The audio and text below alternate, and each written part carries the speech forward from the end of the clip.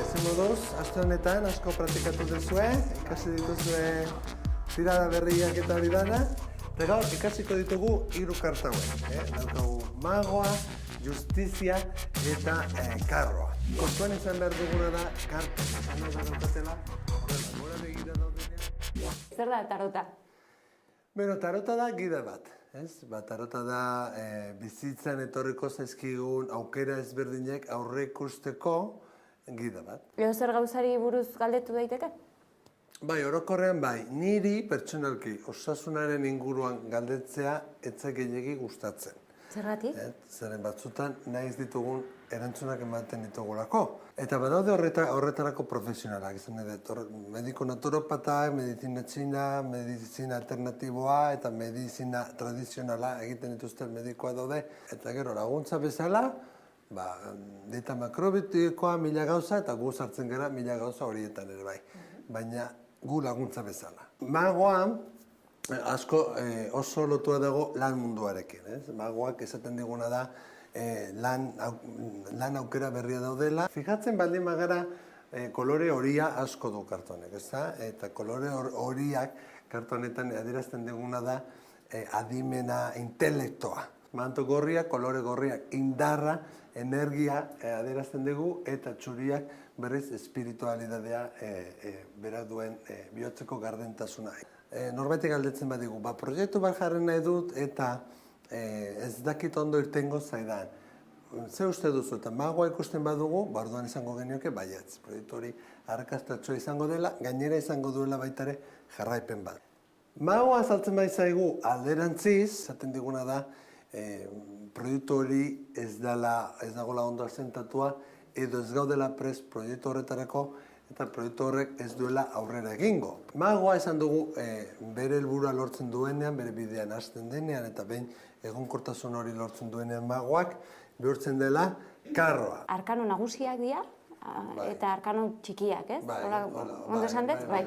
Zer representatzen dute? 22 arkano nagusiek, hor daukagu dorrea, eriotza, eguzkia, ilargia, magoa, zoroa, horietanak, representatzen dituzte arketipoak. Hau da, garai batean, sozialki bizitzan edo hiri batean edo munduan zeuden figura ezberdinak, ez? Aita santua, alkatea, arkano txikietan, hor dauzkagu ja, karta pila bat, 56, 12, batetik 10-era, eta gero sotak, zaldiak, erreginak eta erregeak, kopak, pentakuloak, bastuak eta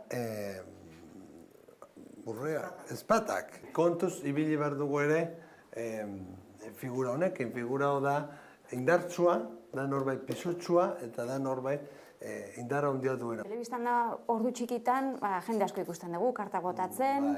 Ze iritzi duzu jende honi buruz?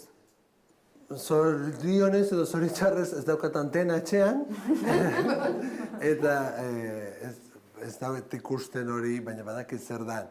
Nire iritzi pertsonala esango banizuke, nire ustez, eta hori errespetu gabe, inongo miramentu gabe, inongo base solidori gabe.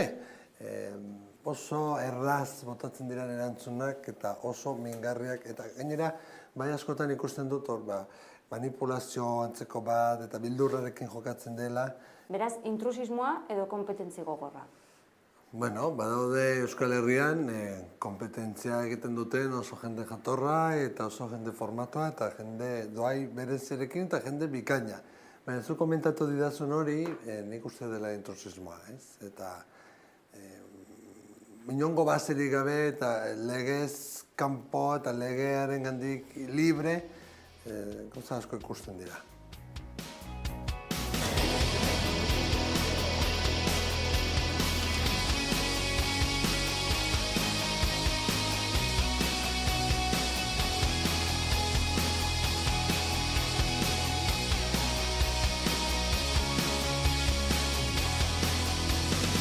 Eskerrik asko. Aizue zertzien, bi zuritu edo 3? Bi.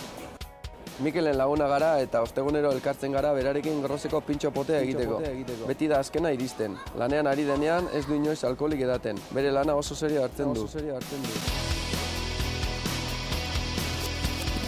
Iñaki idazkaria, Miren kardiologoa, Jon, lantegiko langilea, Nagore modan aditua, zen muz daramazue medium bat kuadrilan izate hoi? Bueno, interesgarria da.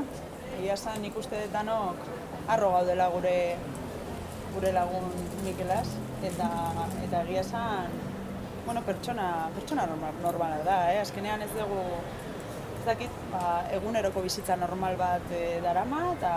Normala eta berezia azkenean. Beste bizi izakera daka, askotan, eta, bueno, baina normalian oso ondo. Iñakita, zuk adibidez nola ezagutu zen duen Mikel? Begira, junginan kurtso bat egitera. Nik baneukan hor zeo zer, eta esan nun, koño, Mikel Lizarralde, eta Mikel Lizarralde ezaguna da. Eta behin etorri ginen amendik Donostitik. Eta justo kotxia utzi eta aurrekaldian utzi genuen, eta, koño, hau Mikelen bulegua da. Sartuko gara, eta sartu ginen eta intuizioko kurtsoa egin genduen. Eta hortxe ezagun genduen, da ezagutu genuen Mikel eta oso ondo. Egin genduen esan lezu, zeinek zuk eta... Eta Jon ere, baina, klaro, Jonek bekero hitz egingo du, orduan. Ni neria hitz egingo dut, hori da. Aizu, miren da, zuk nola ezagutu zen nun? Nik Mikel Nagoren bitartez. Nagoren laguna zen, eta behin kuadrillara ekarri zuen, eta alaxe. Aizu, Jon, da inoiz aprobetxatzen zeate bere habilidade horietaz? Hola, zerbait hartzea hartzen eta ez?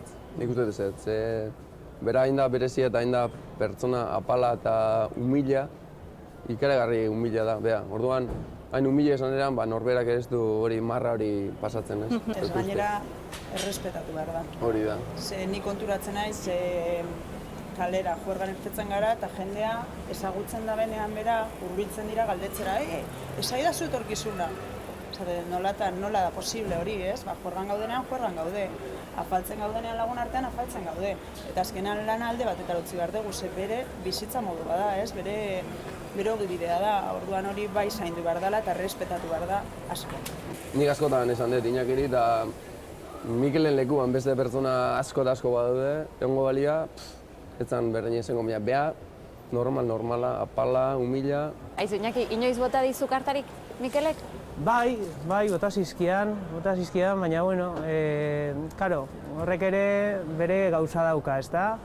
Eta bota zizkian da ondo, oso ondo, baina, klaro, ondino nik ez dakit. Oso gauza kuriosoa pasatzitzaia Mikelekin, eta ezautu eta gutxira, behin gozaltzeko elkartu ginen, Mirentzia, zergatia deitzea zu Mirentzia, Mirentzia nahi familian bakarri deitzea, inorrek ez dakit Mirentzia deitzea dela, ez?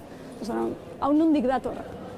Horako gauzak nik uste da nori gertatu zaizkigula. Oso kuriosoa da ez daki konturatu zeaten, Mikelekin gaudenean, askotan begietara begiratu beharrean, ingurura aira begira, ez? Bai, askotan. Begira galdu egiten dau, eta ben galdetu nioan da zergaitik da, ez? Eta ez ditzekula erantzun, agian, ez beldurtzagatik, baina nik uste dut besteak baino gehiago ikusten da bala. Baina Mikel ezagutzen dezutenetik, eriotza adibidez desberdin ikusten dezute? Nik hori ezin dut erantzun. Kardiologoak zer esaten. Eriotza nahiko gertutik ikusten dut, orduan ikuspuntu hori Mikelekin gainera ez partekatu, ez? Horri buruz ez dago hitz egin. Nik ez dut igual bai, pixkat. Ez dakit, ez da erabatea ikustezu bizitza, ez dakit. Nik igual bai. Beldurrak entzeko eta lagungarria da, askotan. Eta eriotzari ere, baita. Hemen, Mikel! Mikel! Hola! Beti berandu, gaur zer gertatu da ba? Azkeneko orduko guztia. Beti, ez da? Jesus! Bueno, pintxopoten gaude ostegunean, hemen hainbeste jende ikusita, zu, gauzak nabaritzen dituzu hemen kalean hainbeste gauzekin? Askotan bai. Ikasi egiten duzu, ate hori izten eta irikitzen, ez? Baina askotan gertatzen zait, konturatu gabe edo nahi gabe ere, ondotik pasatzen den norbaitek, edo aurrean daukadan norbaitek sentitzen duena, sentitzen du nik ere. Ezin dute ekidin hori. Baina, saiatzen gara, ez? Ostegune da, pintxopotea da, eta hortarako bakarrik gaude. Hori da, eta lana bukatu da? Hori da. Goizean esaten izan bezala da, ni naizena ez da nik egiten dudan, orduan guztiz ezin dut kendu nire baitatik, ez? Bale, Mikel, disfrutatu dana pintxopote honetan eta bukatzeko azkeneko galdera. Bai. Oso tipikoa, 2014an. uste iragarri maitasuna zerbait. esan behar Ze espero dugu, ze zerbait ikusten duzu, nola jongo zaigu? 2014a, bueno, bai izango nuke hori, 2013a izan dela urte bat oso zaila, badakigu, 2014a daude bi erdi bezala, ez? Kaina uztailera arte oraindik izango da oso zaila, eta hor udara eta gero hasiko da pixkat rekuperazioa apurtxo bat. Oso motel eta oso poliki eta Euskal Herriarentzat. 2015 bai izango da oso ona. Ez baina Euskal Herriarentzat hor bi fetxa dauzkagu. Bat martxoa, baina bereziki iraila amaiera urria, hor politikoki, gobernu aldetik eta badaude aldaketa onuragarriak oso ezustekoak, baina oso politak oso onuragarriak. Bueno, kuadrilla bat topa, eskerrik asko baino ondo hartzeagatik eta halaxe segi, eh? Nago bate!